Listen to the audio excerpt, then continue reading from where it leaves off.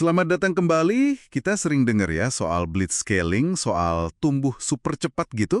Betul, betul. Istilah yang lagi ngetren lah ya. Nah, tapi ada sisi lain nih yang krusial banget yang dibahas di bab 6 buku Reid Hoffman soal tanggung jawabnya. Iya. Jadi ini bukan cuma soal ngebut aja, tapi gimana caranya ngebut dengan benar gitu.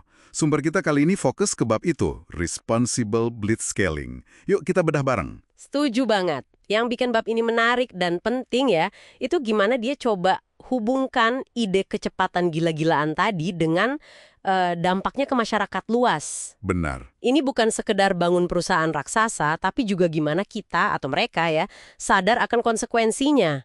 Jadi kita diajak mikir nih, apa sih peran dan kewajiban perusahaan-perusahaan ini sebenarnya? Nah, soal peran itu, buku ini kan bilang kalau perusahaan blitzscaling itu bisa ikut membentuk masyarakat. Mirip raksasa industri di zaman emas dulu kayak perusahaan minyak atau baja gitu. Iya, perbandingannya ke sana. Tapi kok rasanya beda ya sekarang? Apa sih poin utama di buku ini soal perbedaan itu? Ada nggak penjelasannya? Ada. Poin kuncinya menurut buku ini ya, ada di pilihan konsumen. Ini beda banget sama monopoli sumber daya fisik zaman dulu. Oh, oke. Gimana tuh bedanya? Ya, raksasa teknologi sekarang itu mereka harus terus-menerus memenangkan hati Anda sebagai pengguna. Kalau Anda nggak puas, gampang kan? Pindah aja. Iya. Kayak dari satu platform sosmed ke platform lain gitu ya? Betul. Atau dari Apple ke Dell misalnya. Nah, di sisi lain, skala besar mereka ini juga yang memungkinkan lahirnya inovasi platform kayak Slack atau Netflix, atau bahkan proyek ambisius contohnya SpaceX, Waymo. Ya mungkin nggak kejadian kalau modalnya kecil ya. Tepat, tapi penulis juga nekenin pentingnya keragaman. Ini kayak gagasannya James Madison soal faksi politik gitu. Biar nggak ada satu perusahaan yang dominan absolut. Jadi kekhawatiran soal kekuatan korporasi itu ada, tapi dinamikanya ya beda lah sama dulu. Oke, masuk akal soal pilihan konsumen itu.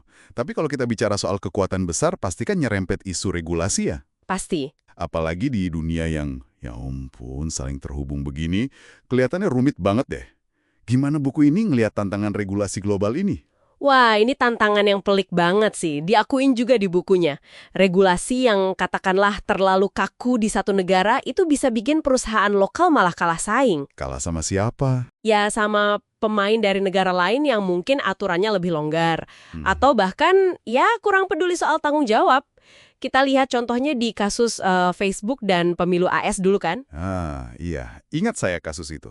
Atau waktu Parlemen Inggris coba panggil Mark Zuckerberg, tapi ya terbentur masalah yurisdiksi. Jadi pertanyaannya jadi besar banget. Gimana caranya kita bisa nyeimbangin antara dorong inovasi dan pertumbuhan, tapi tetap ada pengawasan yang efektif, apalagi di level global? Jawabannya, ya belum ada yang gampang. Wah, iya ya. Dilema banget itu. Nah, ngomongin soal tantangan. Kalau lagi blitzscaling, pasti kan banyak banget kebakaran atau masalah yang muncul barengan gitu. Udah pasti itu. Chaos biasanya. Gimana caranya kita tahu mana api yang harus dipadamin duluan, mana yang, ya maaf nih kasar, bisa dibiarkan terbakar dulu sebentar?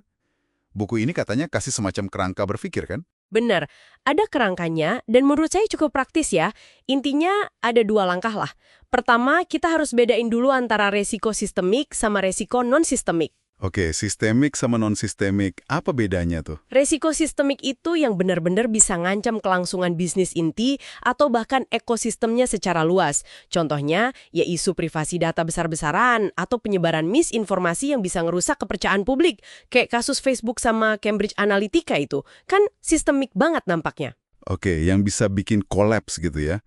Terus kalau non-sistemik? Nah, kalau non-sistemik itu ya masalah juga, tapi nggak langsung ngancam inti bisnis saat itu.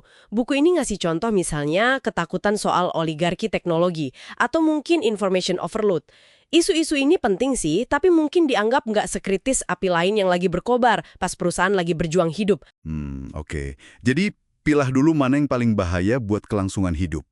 Terus, abis tahu jenis risikonya, gimana cara ngeresponsnya? Ada panduannya?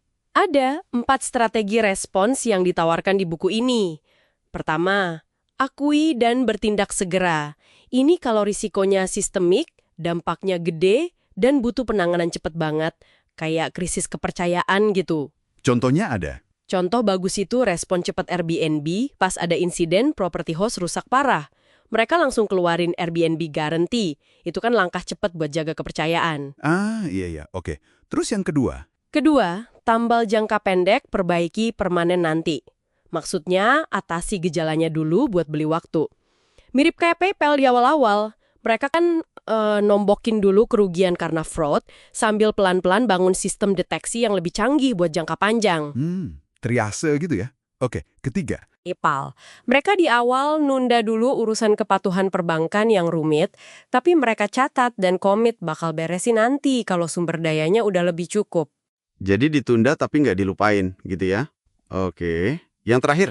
Nah, yang keempat ini yang paling provokatif mungkin ya, biarkan terbakar. Wah, kok seram amat. Kedengarannya emang gitu, tapi ini maksudnya untuk risiko non-sistemik yang emang nggak kritis saat itu juga.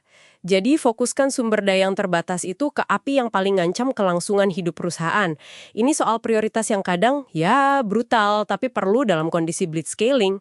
Biarkan terbakar. Oke. Kalau dipikir-pikir, dalam situasi chaos kayak gitu, mungkin emang harus ada prioritas sekejam itu ya. Kerangka yang menarik banget nih. Berarti tingkat tanggung jawabnya ini juga nggak sama dong, tergantung udah segede apa perusahaannya. Tepat sekali, tanggung jawab itu ya berevolusi seiring skala perusahaan. Nggak bisa dipukul rata. Gimana tuh evolusinya? Jadi di tahap awal banget, pas skalanya masih kayak keluarga atau suku gitu ya, fokus utamanya itu ya misi yang kuat sama bangun fondasi budaya yang bertanggung jawab dari awal.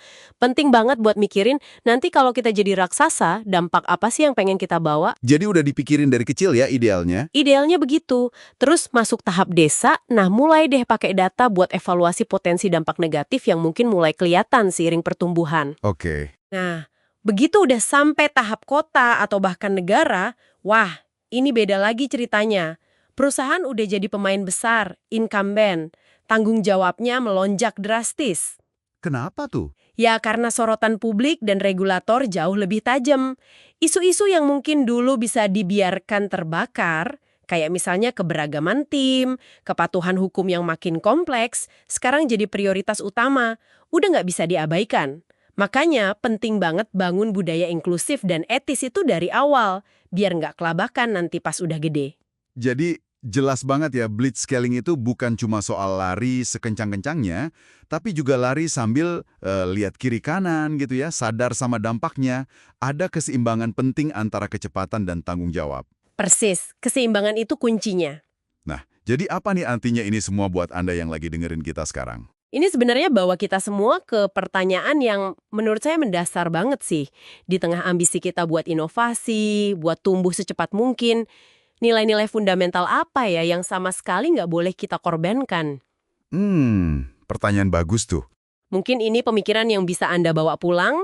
Gimana caranya kita bisa mastiin kalau masa depan yang kita kejar bareng-bareng lewat blitzscaling ini adalah masa depan yang beneran lebih baik buat semua orang. Bukan cuma buat, ya segelintir pihak aja. Sesuatu buat direnungkanlah di era disrupsi kayak sekarang ini.